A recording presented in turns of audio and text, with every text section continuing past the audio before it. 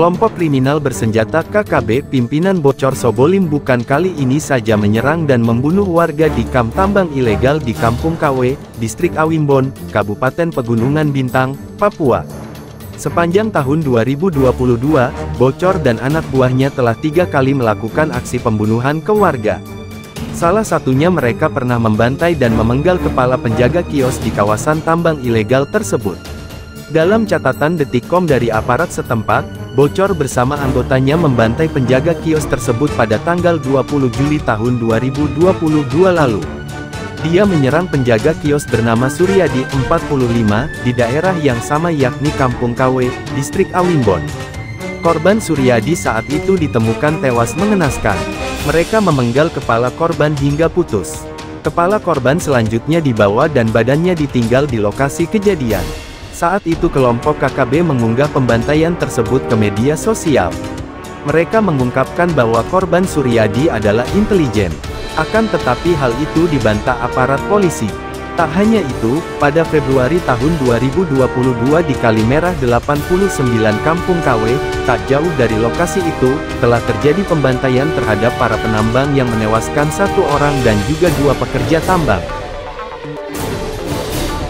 Dan Rem 172 PWY Brigjen TNI Juwinta Omboh Sembiring mengungkapkan, baru-baru ini penyerangan pekerja tambang di Kampung KW, Distrik Awimbon, Kabupaten Pegunungan Bintang, hingga 1 orang tewas dilakukan oleh KKB pimpinan Bocor Sobolim. Sama seperti KKB lainnya, kelompok Bocor Sobolim kerap menyerang warga sipil yang tidak bersenjata. Apa yang dilakukan Bocor Sobolim itu biadab, dia menyerang masyarakat yang tidak bersenjata. Dia menyerang masyarakat sipil, membantai masyarakat sipil dan itu adalah tindakan biadab, ungkap Juwinta kepada Detikcom, Senin, tanggal 7 November tahun 2022. Menurut Juwinta, lokasi penyerangan di Kampung KW merupakan kawasan tambang ilegal yang banyak terdapat warga sipil bekerja sebagai penambang liar. Aksesnya pun sulit untuk dijangkau kendaraan. Akses ke sana sulit, harus naik helikopter, katanya. Selain kawasan penambangan liar dan aksesnya yang sulit, di Kampung KW juga tidak terdapat pos polisi dan pos TNI. Untuk itu, Juwinta meminta Pemkab Pegunungan Bintang untuk menghentikan aktivitas tambang ilegal di lokasi tersebut. Saat ini TNI tengah berkoordinasi dengan aparat kepolisian. Karena saya tidak punya pos TNI di sana, bahkan Polri juga tidak ada, jelasnya. Saya akan berkoordinasi dengan Polres Pegunungan Bintang. Nanti kita juga akan minta Pemda mengambil langkah-langkah tegas terkait kegiatan di sana, tegasnya.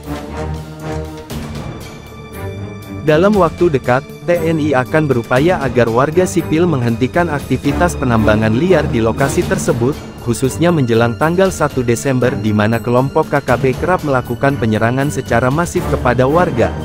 Intinya menjelang tanggal 1 Desember kegiatan penambangan itu bisa dihentikan. Karena saya dengar kelompok KKB pada tanggal 1 Desember mau melakukan aksi-aksi teror, saran saya kegiatan penambangan itu hentikan sementara, jelasnya. Sebelumnya, KKB pimpinan Bocor Sobolim menyerang dan membakar kamp pekerja tambang di Kampung KW, Distrik Awimbon, Kabupaten Pegunungan Bintang.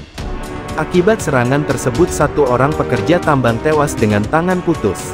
Ya, ada penyerangan terhadap kamp lokasi mining 81 Kampung KW.